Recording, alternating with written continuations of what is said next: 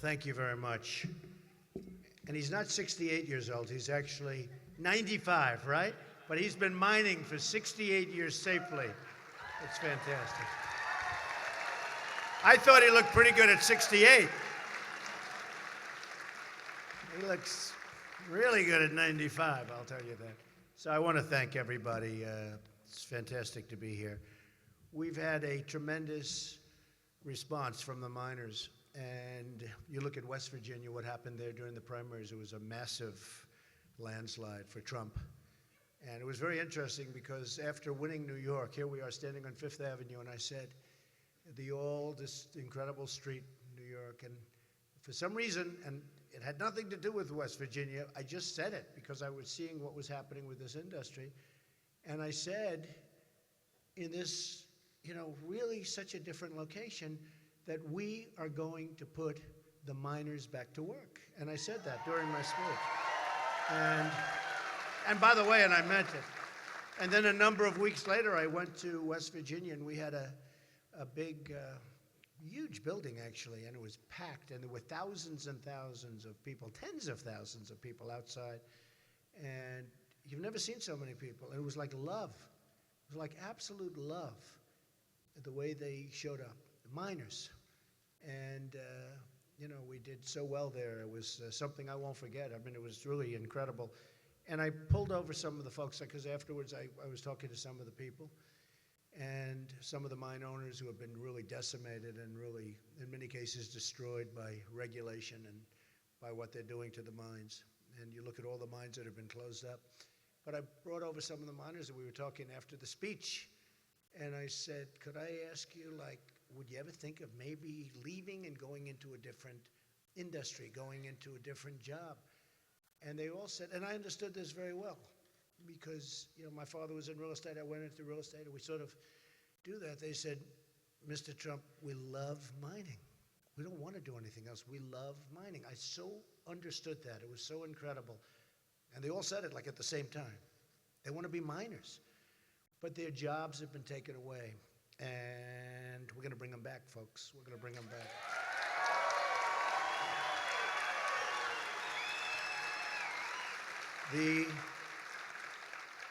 The U.S., I just took a look at this. Somebody just handed it to me. The U.S. has lost nearly 200,000 mining jobs since 2014. And it's not a long period of time, 200,000 jobs. And the senator brought up a fact, and a couple of the folks brought this up, and it's a fact that nobody's heard, but during times of national problems, where we're talking about the defense of our country, having those mines and having that potential energy source available to us is an awfully important thing. It's an awfully important thing. And nobody thinks in terms of that. They don't think in terms of that. And I fully understand that, but it's been an honor. We just met with some of the folks, really representatives, I would say. Senator, I would say representatives from every aspect of the business, right? And it was amazing. It was really amazing. These are great people. They're great Americans. They love this country. And if I get in, I mean, it's if I get in, this is what it is, okay? And other forms of energy, all forms of energy. But what they've done to the miners is incredible in the Obama administration. And you remember, and I think you might have just seen it, know what they've done.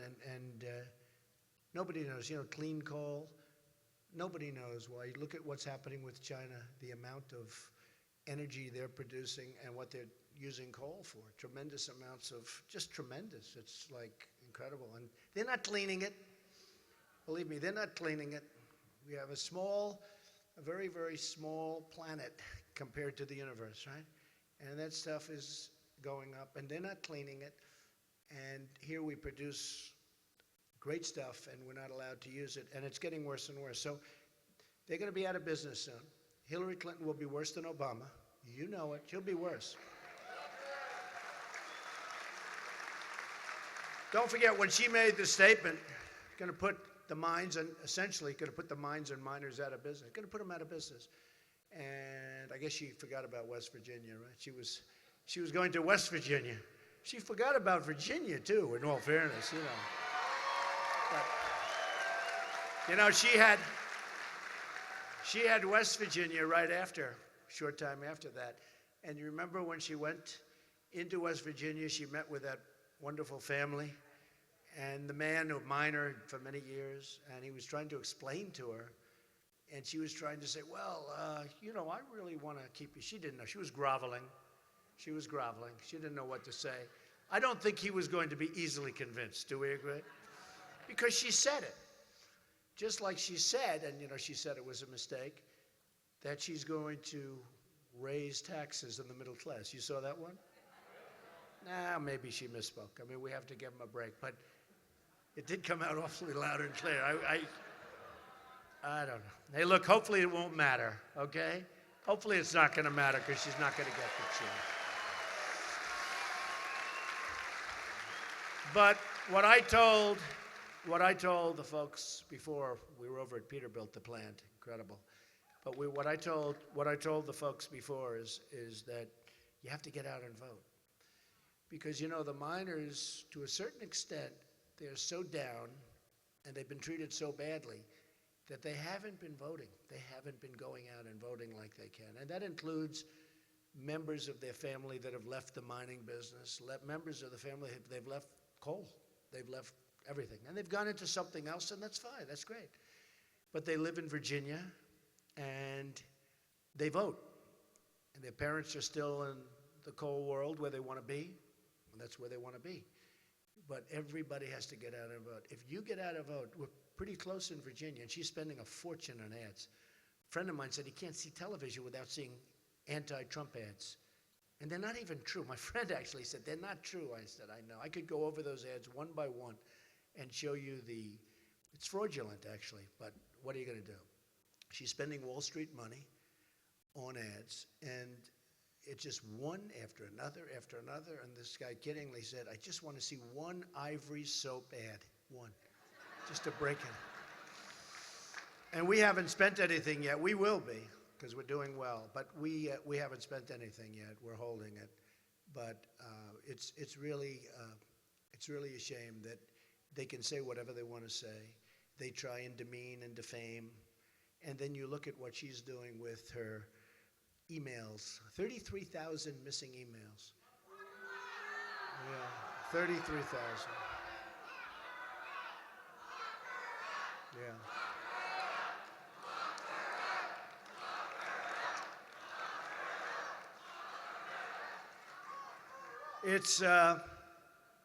It's very sad. And then I guess yesterday 1,000 came out or something, some fairly vast number. Oh, I want to see the ones, what I really would like to see, though, we have to see the 33,000. Can you imagine? Remember she said, I think it was for her wedding, the wedding of Chelsea, and it was for yoga classes, 33,000 emails. It's a lot of yoga. It's a lot of yoga. But a couple of very bad ones came out, and it's called pay for play. And some of these were really, really bad and illegal. If it's true, it's illegal. You're paying and you're getting things. I mean, I watched yesterday, because of The Apprentice, Blagojevich, right? Governor Blagojevich, 14 years in jail. And, you know, some people think, okay, some people think it's crazy. Look at what she's done. Nothing. She's running for president. But it came out that her people pay for play. And very big stories today. The problem is it'll be big stories for about 2 minutes, and then they're going to drop it because the media is so totally dishonest. So totally.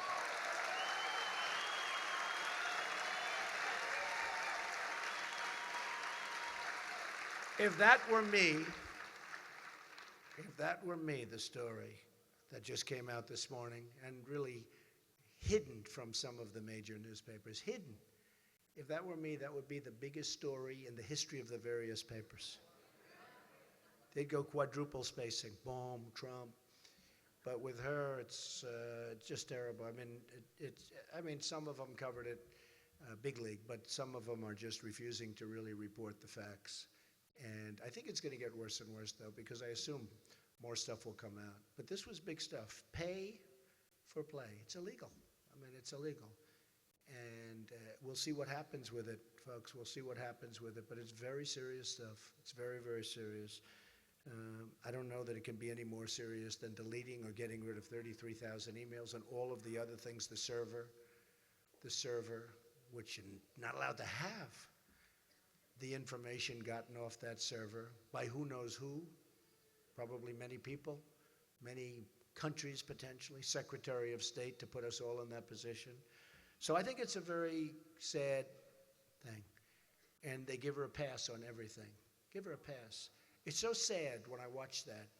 And it was point after point after point. And everybody was saying, wow, they're really going to do it. And then they go, however, and as soon as I heard, you know, when you hear the word, however, but it's just so incredible that a thing like that could happen. So let's see what happens. Let's see what happens. In the meantime, we're doing very well. You saw the polls over the last day or two have really tightened up a lot. I think we're going to have a great victory. I really feel it. I think we're going to have a great victory.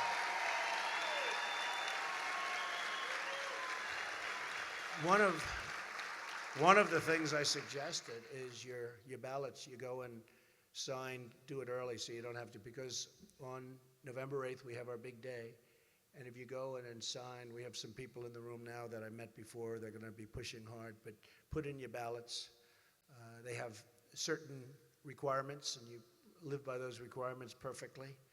Make sure they don't lose your ballot. Make sure they don't lose your vote, which I'm sure, you know, and I just left a great place, North Carolina, and they just had a tremendous loss, voter ID. Voter ID. They lost voter ID. How do you lose voter ID? You mean you don't have to show identification? You don't have to show that, hey.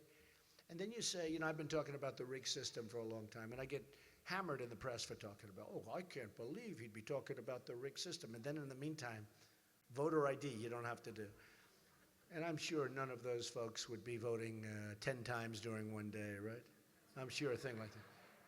But I get it. And really, a big part of the rig system is the press itself, because they can take a little story that isn't a story and make it into a big deal. Happens so much. Happens so much. And speaking of that, remember this. We have so many things that we have to protect in this country. We have to protect our Second Amendment, which is under siege. Remember that. Remember that. It's under siege.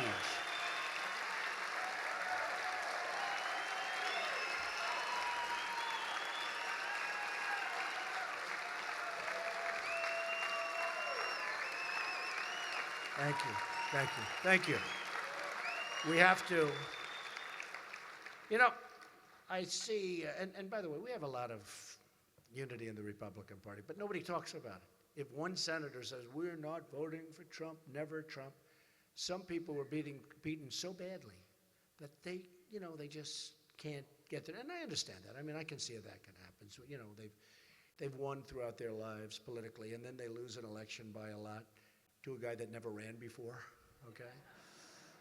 I never ran before. Never thought I'd be doing it this time either, but I watch what's going on and I say, it's time. It's time. Boy, is it time, right? You know, I look at the Iran deal. How about the $400 million in cash? How about that? How about that? The 400 million, you know what that is? You know what, does anybody know what that would even look like? 400. And did you see Iran actually finally did do what I thought they were going to do?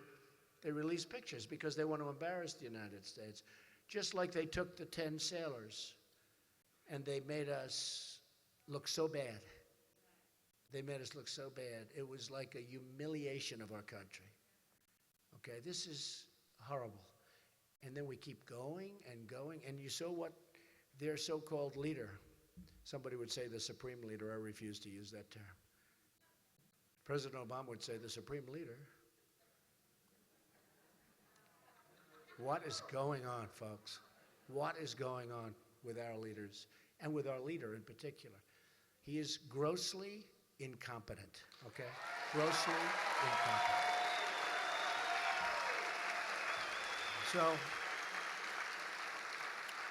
So they have $400 million in cash going. It happens to be the same day as the hostages were released. The hostages were in the airport for massive amounts of time. And I guess one of them said they wouldn't let us go because they were waiting for a certain plane to come in. And I just can't imagine what was on that plane, right? We can't imagine. Sure, it had nothing to do with the $400 million. But isn't that unbelievable? And then he'll stand up and he'll say that one thing had nothing to do with the other. And that practically, I guess you could say, there's a 1 or 2% chance that, that what he said is right. But that's about it. They would practically, they're saying they're waiting for something else on a plane to come in, right? And they were at the airport forever. And they say, and President Obama said, no, this had nothing to do with the hostages. And, if you remember with Obamacare, he said, you can keep your plan, you can keep your doctor, you have your doctor, you have your plan. How many times? He said it 28 times or something. And many Democrats approved that disaster. It's a disaster. We're going to repeal it and replace it, by the way.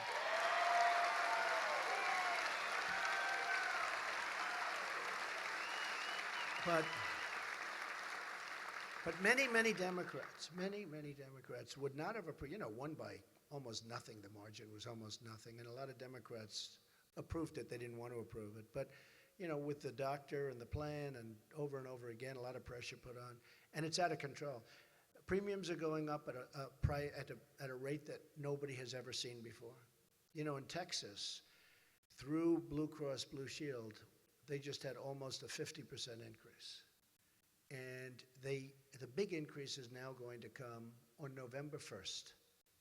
And they're trying to delay it till after the election because it is catastrophic. It is going to be an increase like never before. I'm hearing numbers that I don't even want to say because the press will say, oh, that's terrible, he exaggerated. It's not going to be an exaggeration. It's going to be election changing. And we can't let those numbers be released on another date sometime after the election because it will show what a total disaster Obamacare is, so important. So I just say to all of the politicians in the room and your great congressman, who's a terrific guy. Where is he, by the way? Yeah, he's here. Oh, Congressman, stand up. Stand up.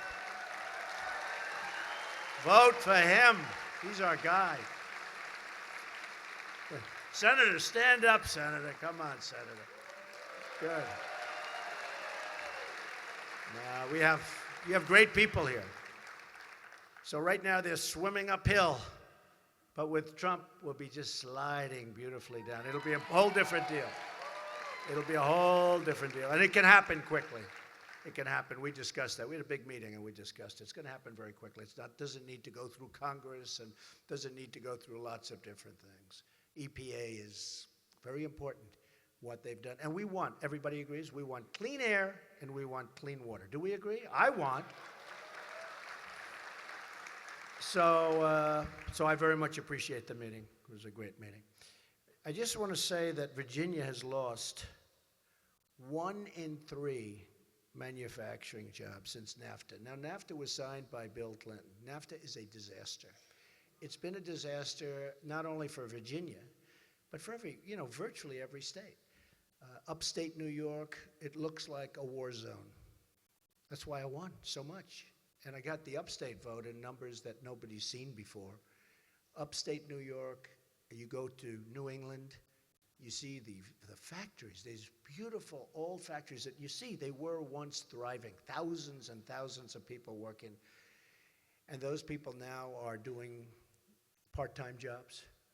They're working 2 jobs. They're making less money than they made 18 years ago. I don't know if you saw that statistic, where people, and people in this room too, but where people are making less money now in real wages than they made 18 years ago, and even longer. And they've gotten older, and they're working harder. It's not supposed to be that way. Hey, of course, I've gotten older and I'm working harder too, to be honest with you. I didn't need this. I could have enjoyed myself a lot.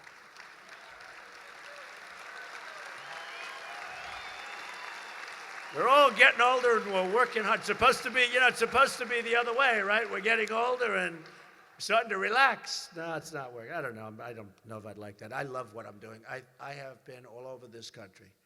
We have the greatest people anywhere in the world, the greatest people. And I have the greatest supporters. We have the most loyal supporters and the smartest. They always like to demean everything. They try and demean supporters. They're always trying to put a little knock, little shots. Boom, boom, boom. We've got the smartest. We've got the most loyal. We've got the hardest working. We have the best people. They like to demean. But we have just amazing people. And I've seen this all over the country. And we can start making Apple computers in our country, okay, folks? We can start doing. We go to China, and you think even the shipping cost, when you just think of it, the shipping cost, how much of a difference we can, and you bid it all the different states, and you'll get the good deal from somebody. Just keep it in our country.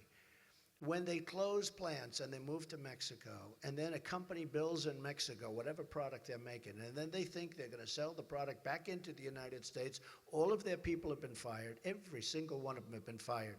And they're now using people from another nation to make the same product. And you know what? They think they're going to sell it across our border, which, by the way, will become a very powerful, very strong border, okay? It's no longer going to be a piece of Swiss cheese. And they think they're going to sell it across the border, no tax, no nothing, sell it to wherever it came from, let the people that got laid off buy it, and now maybe they're unemployed, maybe they're working 2 jobs and they're making less, right? As we said. And it's not going to happen, folks. And I've watched for years as our government, which is, I guess you could say stupid, but honestly not so stupid. They're controlled by special interests. When you see companies moving over to Mexico and other places, they're controlled by special interests. They're controlled by lobbyists. They're controlled by their donors who have big chunks of companies or own the whole company. Because these aren't stupid people, our politicians. Some are, but we have a genius right over here. That's all I care about. Some are, but a lot of them are just controlled because that's the way the system works. So you'd think that, like a friend of mine asked me a few weeks ago, how did a deal like this get approved? It's impossible. Unless, there's no way, there's a certain deal that happened with the government. And he said, how is it possible? And he's a little naive, and I said, well, it's possible because that company has total control over the politicians that have to approve. Now, I spent like over $50 million, substantially over $50 million in the primaries, my own money. I spent a lot of money now in the general election, and I'm spending a lot of money for myself. We're also raising a lot of money. We're also getting a lot of money. And don't worry, you don't have to give. Don't give. We're going to straighten this place out, okay?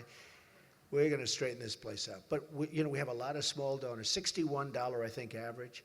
We raised millions of dollars. In June, we raised actually $51 million, of which like 27 was small donors, 27 million. In last month, we raised $82 million, of which much of it was small.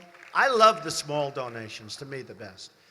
And so I'm spending a lot of money for myself. I'm raising a lot of money for the Republican Party. But the beautiful thing is the people that are giving those small dollar donations, $61 average, because those people are invested in the campaign. They want to see, they get out and vote 100%.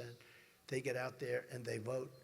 And it's so important. And a Republican generally doesn't have that. You know who had it? Bernie Sanders had it. He raised a lot of money with that. And we have a different side of the ledger. But we have the same thing. I mean, we have a tremendous amount. People are shocked. In fact, newspapers that truly hate me put it on the front page. They couldn't believe that. They actually were very nice about it. Because, the month before, we raised nothing. I wanted to make sure I got the nomination, if you don't mind, okay? I wasn't going to go wild. But once we started in June. And in June, I think we did 51 million, and then we did 82 million, and now we have very good numbers coming in again. So we're equipped. We have to get the people out. We have to get them out to vote, but we're equipped. We're going to do a job for you folks, and you're going to be really happy in Virginia, I'll tell you. And I'm not only talking, by the way, I'm not only talking about the miners. I'm talking about the whole state because, look, Virginia's lost 1 in 3 manufacturing jobs, right? Since NAFTA, signed by Bill Clinton, a disaster. Didn't hurt him, it hurt every other president. That's where the country emptied out. Without an agreement even signed, the existing U.S. trade deficit with TPP, it's a disaster. Trans-Pacific Partnership is a disaster. It will be as bad, if that's possible. I think NAFTA is the worst economic development deal ever signed by any country anywhere in the world. That's how bad it is. And you know, I said, and as part of my platform, I made a speech the other day, some of you saw it. I said, we're going to renegotiate NAFTA.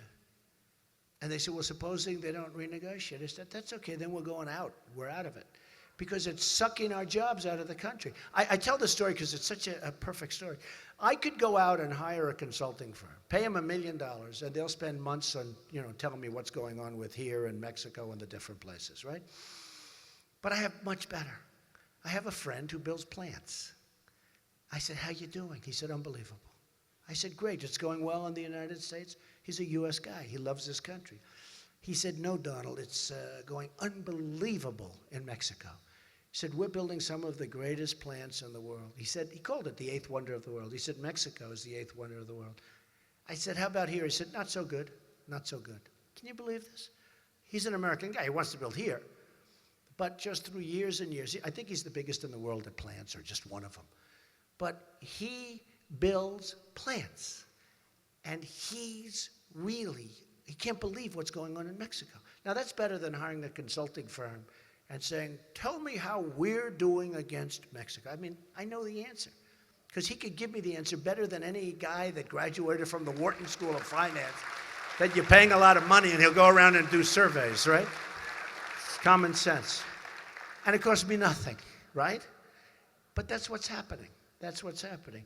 So not only is it the miners, it's, you look at manufacturing jobs, are gone. But NAFTA's one of the worst deals ever signed by our country, certainly the worst in terms of economic development, what it's done to us. The destruction of manufacturing in Virginia was caused by Bill Clinton's signing of NAFTA. And then she'll come along. And she had a very interesting thing because 2 days ago in the Washington Post, I was shocked. In fact, I had to read the story twice to believe it. They did a story on a big story. She was a senator from New York. And she made tremendous promises of what she was going to do for New York when she became senator. And she won the race, and she was a disaster. We lost jobs, tremendous numbers of jobs. She said she's going to help rebuild upstate New York and all these places where all these jobs were taken because of NAFTA and bills that her husband signed, the whole thing. But she said she was going to do a great job, and it was a disaster. She was going to create, I think it was 200,000 jobs, 200,000 jobs. It was negative. It went to hell. It's all talk. It's all talk. And now she's doing the same thing. She's going to make a job speech or something tomorrow, a speech on the economy. Look at what she did during her term as senator. Take a look at what happened during her first term. Take a look at what happened. Take a look at the results. What she said. Of all newspapers, it was the Washington Post that did it. It was like the most devastating article. In fact, I think I'm going to use it on my stump speech. Because you can't, it just doesn't get any worse. She promised the world, and it went like this. It went down. And she got virtually no legislation passed. She couldn't get anything passed. It was unbelievable. At the same time, or similar time, a little while ago, they had an article about Donald Trump and what I did for New York and Manhattan and the buildings and the revitalization and all of that. They gave me a lot of credit for getting it all started and doing great jobs. And I don't want to brag about it, but I'm contrasting that. And that's what we have to do for our country. We have to renegotiate our trade deals. We have to bring trade back. We have to bring jobs back to this country. We have to bring jobs back to our country. We're losing our jobs. Frankly, any form of energy, if we're losing our factories and we're losing our jobs, and we're losing millions of jobs, and we're losing thousands and thousands of companies, and they're leaving, and they're going to other places. In particular, in terms of manufacturing, they're going into Mexico. Look at what's happening with Michigan, where Ford and others are building these massive car plants in Mexico. Folks, they're going to build cars, and under Clinton, they're going to just build them there and let them come roaring in. And all those jobs, thousands of jobs, over 100,000 jobs gone in Michigan. Car jobs, all car jobs. And I'm going in front of Michigan. I think we have a good chance of winning Michigan, I think, because I've been talking about this for years. And Hillary wouldn't know what to do.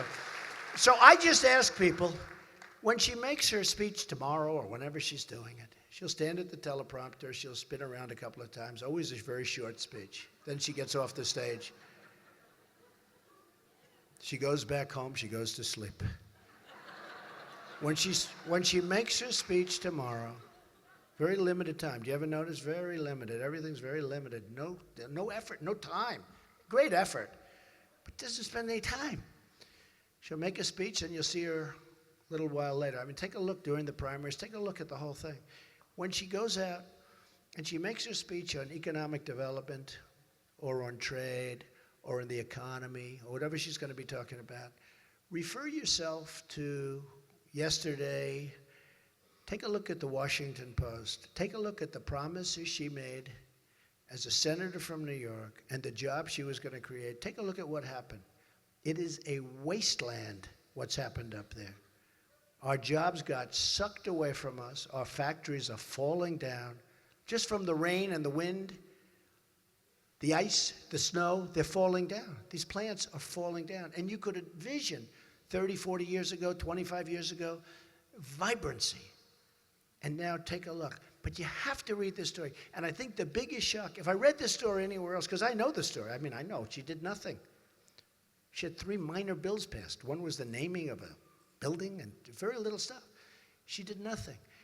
But if this were in any other paper, it wouldn't have made such a big impact. But this was in the Washington Post, one of the most dishonest papers in the world in terms of me, what they say. You know, it's unbelievable. The New York Times actually did a story, and this was sort of amazing. They actually said, in a way, that they're biased toward me. They actually said it. They said, we hate him so much. Essentially, they're saying, we hate him so much, we're going to be biased. And most people have never seen a story like that. Even I was surprised. You know, normally you'd think they wouldn't want to admit it. They practically admitted it, but you'll look at it. But look at the Washington Post from 2 days ago. Look at the story on Hillary Clinton. Compare that with what she says tomorrow. We're never going to let her escape it, because everything she says is all talk, no action. It's all talk, it's no action.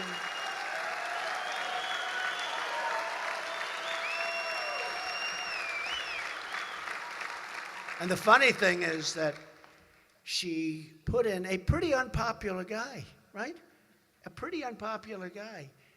So you have Bernie Sanders, who had almost 50% of the vote, and the whole thing was rigged, the superdelegates and everything else, but regardless, but he did a good job.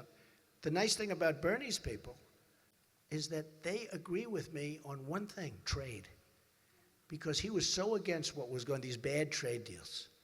Well, he just bought a $600,000 house, so he knows something about what's going on. You know, he's got some sense, right? But about trade, we're in agreement. Now, the difference is I can do something about it. He would not be able. He'd end it. I want to have trade with other countries, but I want to make great deals for our country. I want to make great deals for our country. But she took a person. Did you see how angry he was at the convention? He was so angry because he made a deal. And he made a deal that he wished, in my opinion, he wished he didn't make, because his legacy would have been amazing if he didn't make a deal. It would have been a lot different. And on top of everything else, instead of appointing someone that is a little bit like at least representative of that big faction of the party, 45%, instead of doing that, she appoints Tim Kaine. Okay, Tim Kaine. You can't get more different. During Tim Kaine's tenure as governor of Virginia, from 2006, and you all remember, right? It was a disaster, to 2010, the unemployment rate of Virginia more than doubled. Other than that, he's doing great. Now compare that with Mike Pence of Indiana. He did incredible. He's also an incredible guy. He's doing great. And the state's doing great. AAA bond rating, doing great. And I'll tell you what, Mike Pence really has been fantastic. During Tim Kaine's tenure as governor, the state of Virginia lost 60,000 manufacturing jobs.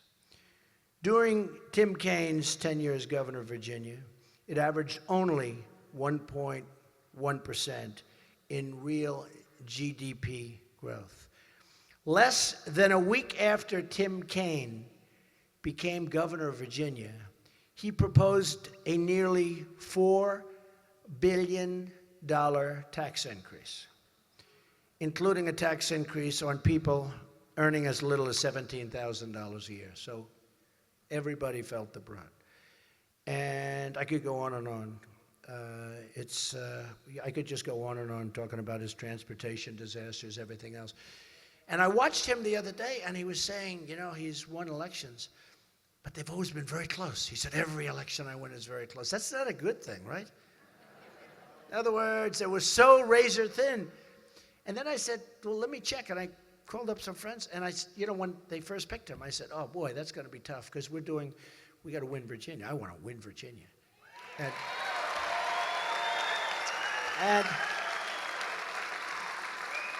And what happened is, so during this period of time, I'm saying, call up a friend calls me, 3 or 4 people call me. I have a lot of property in Virginia, you know, in Charlottesville. We have the property on the Potomac River, Potomac Falls, Sterling, Loudoun County. We love Loudoun County. We have a lot of stuff. We employ a lot of people in Virginia. It's a great place, great.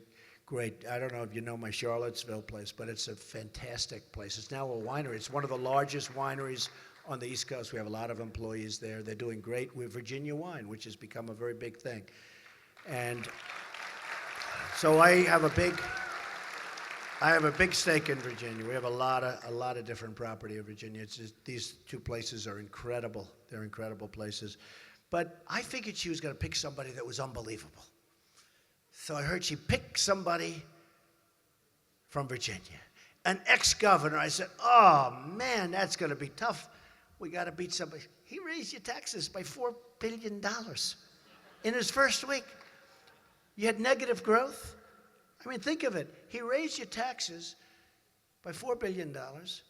It was like a catastrophic governorship. And I don't get it. And everybody said to me, yeah, he wasn't very popular. And then I heard him talking how he's won races, and every time he prides himself on having just won. So I actually think he's going to be a negative in Virginia, not a positive. I really do.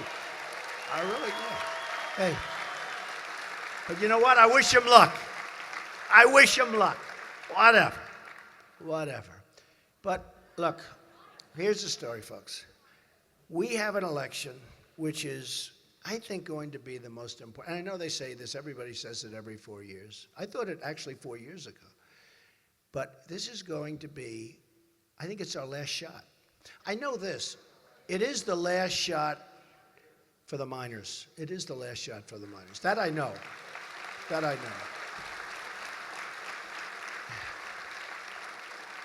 And I'm not like a neutral for the miners. I'm not like, oh, well, he'll be all right. Hillary will be a horror show, and I'm going to be an unbelievable positive, but this is the last shot. The mines will be gone.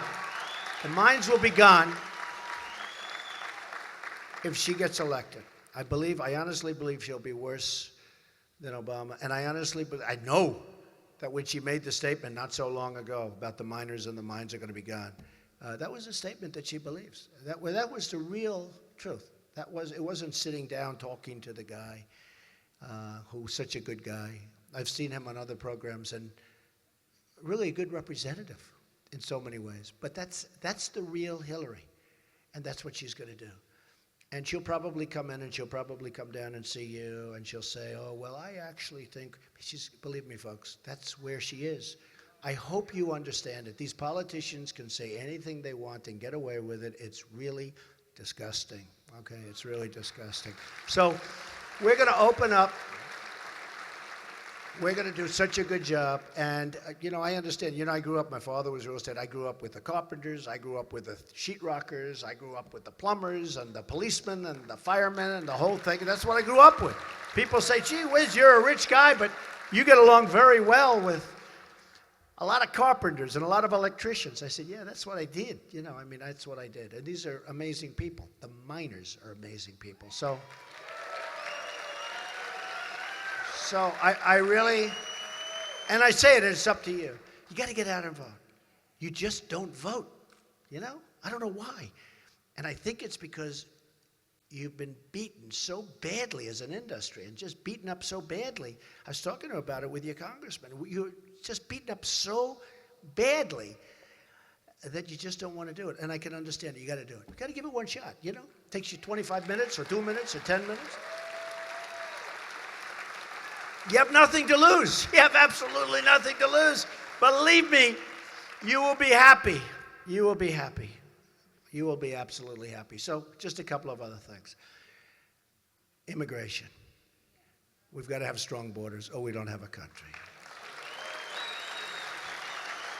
Got to have strong borders. We are going to have a strong border. We are going to have a strong southern border. We are taking in drugs, and you're having the problem here, big league.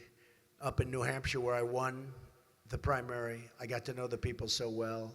And their number one problem, they told me, is heroin. I said, heroin just doesn't go with the territory. These beautiful trees and lakes and rivers, and so beautiful. Heroin. And it is their number one problem. And now so many people, their youth is so addicted, and we got to take care of that. We got to stop it from coming in. Comes in from the southern border. And I got you probably heard, the Border Patrol agents, 16,500 Border Patrol agents endorsed Donald Trump. And they've never done it before for a president.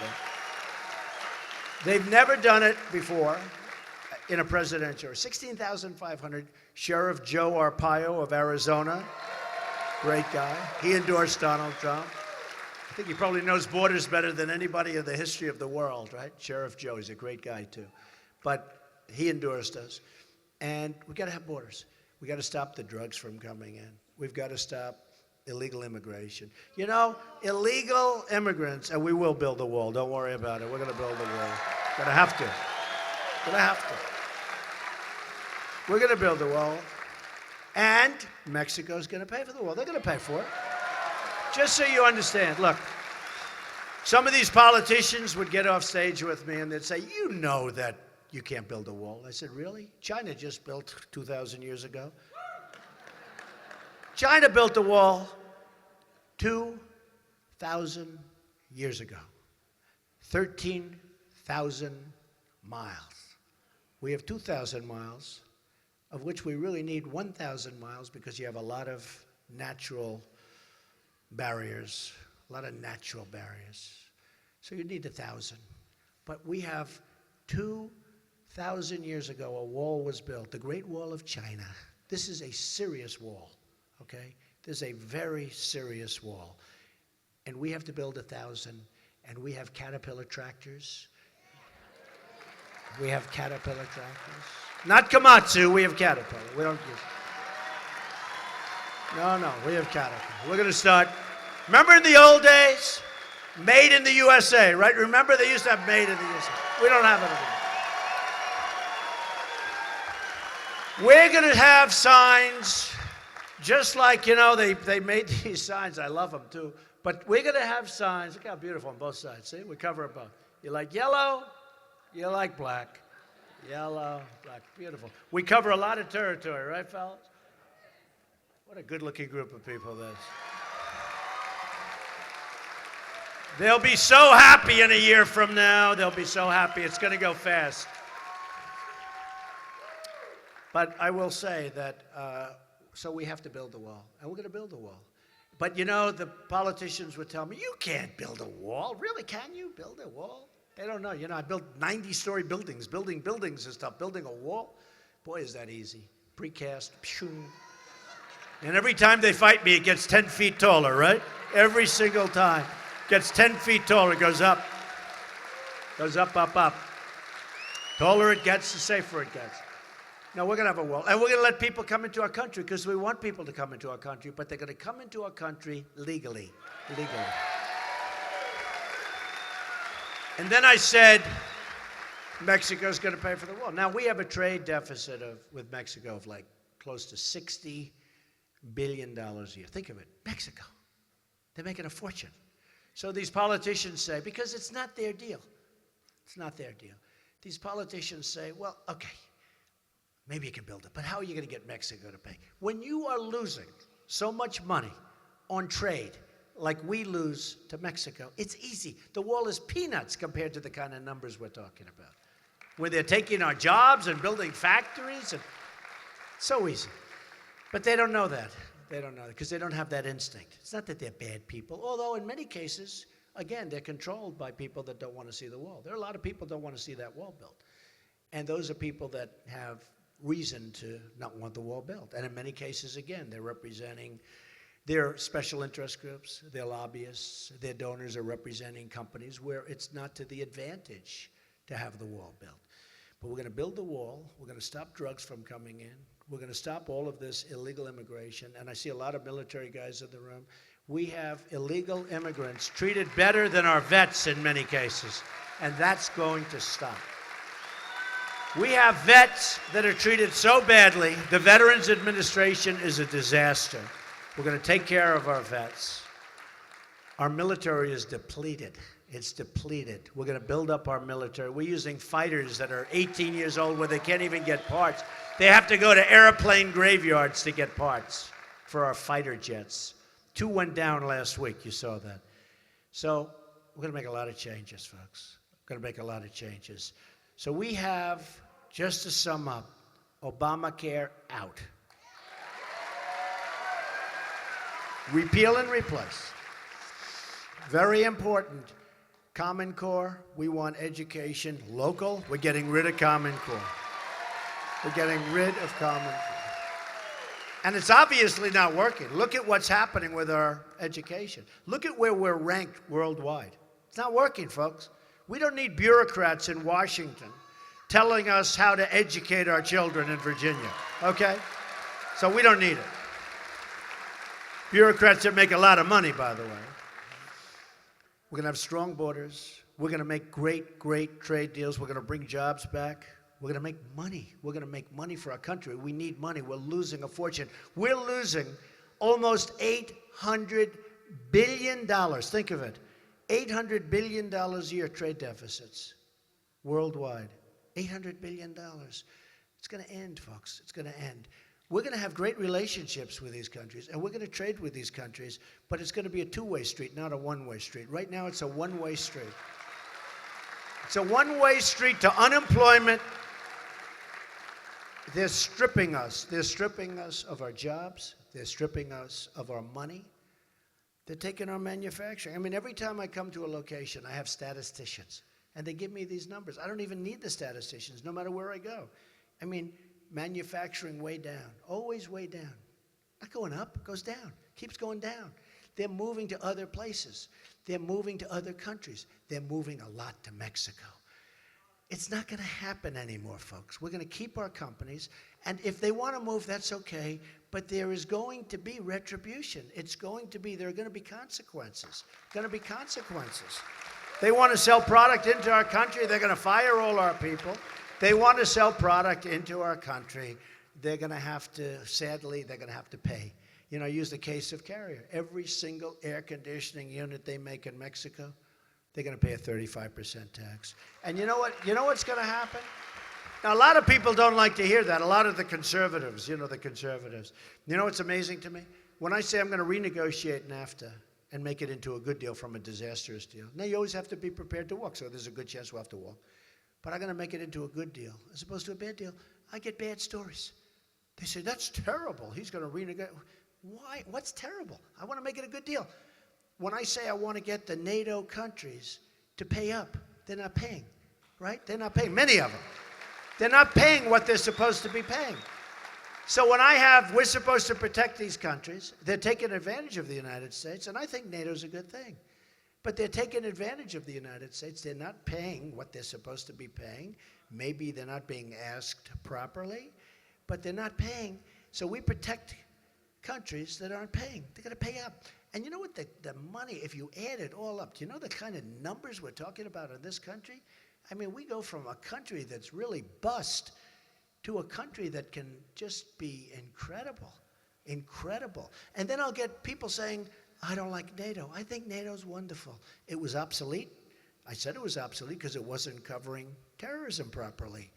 And they all laughed and they smiled. They said, Donald Trump said it's obsolete. Well, I'm not a great expert on NATO, but I have a lot of common sense. I said it was obsolete. And I also said countries aren't paying up, those two things. But it was obsolete because it wasn't covering terrorism. And then about 4 months ago, there was a front page story on the Wall Street Journal. It got a lot of publicity. They smiled and said, oh, Trump said it's obsolete about terrorism, this and that. A lot of them left the terrorism part out. Then about 3 months ago, front page story on the Wall Street Journal, NATO to develop terrorism unit. Huh. I said, thank you, that's good. They gave me a tiny little mention, like about a quarter of a sentence. Donald Trump was unhappy. But they gave me like a quarter of a sentence. That's okay. Big progress, right? Big progress. So we all know what we're doing. So here's the story. We're going to start winning again as a country. We don't win anymore. We're going to take care of our vets. We're going to build up our military. We're going to do a lot of great things. We've got to fix our infrastructure.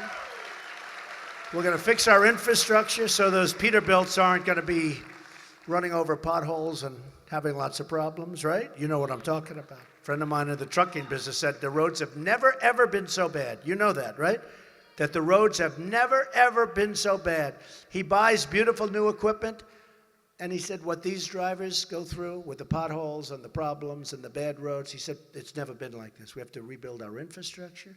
We have to fix our bridges, our tunnels, our highways, our roads, our hospitals, our schools. We have so much to do. We've spent in the Middle East. It used to be, thank you. It used to be, I've been saying for years, $2 trillion in Iraq. Iraq, we shouldn't have been in Iraq. I said, don't go to Iraq, you're going to destabilize the Middle East. That's exactly what happened. And a lot of other things happened. Hillary Clinton's policies have been a disaster from the time she got, look at Libya. What did we get out of Libya? I mean, that's been a disaster. You look at what she's done. You look at the bad decisions that she's made. You look at the bad judgment, like Bernie Sanders said, she's got bad judgment. You look at the bad judgment, and now we're going to put her in charge of our country? We won't have a country left. So I just asked the people of Virginia and the people in this room, and in particular because we're in such a mining area, give it one more chance. I know you're discouraged. Give it one more chance. If you're not feeling good, if you're so sick you can't move, if your wife got angry at you and you don't want to get out of the house, say, I'm sorry, I'm just sorry, Charlotte. I'm going out to vote for Trump. Okay? You have to go. Give it, seriously, give it one more chance. Go out and sign those early ballots. Go out and vote on November 8th. You can sign the ballot and you don't even have to, but give it one more chance. I promise you, you will be happy. Okay, fellas? These are tough cookies. I'm not lying to these guys. All right? You got to get them out the way. Give it one more chance. And we're going to start winning again. As a country, we're going to start winning again. We're going to win in so many different ways. We're going to make America great again. We're going to make America first. And we're going to make America safe again. Thank you. Thank you, everybody. Thank you, everybody.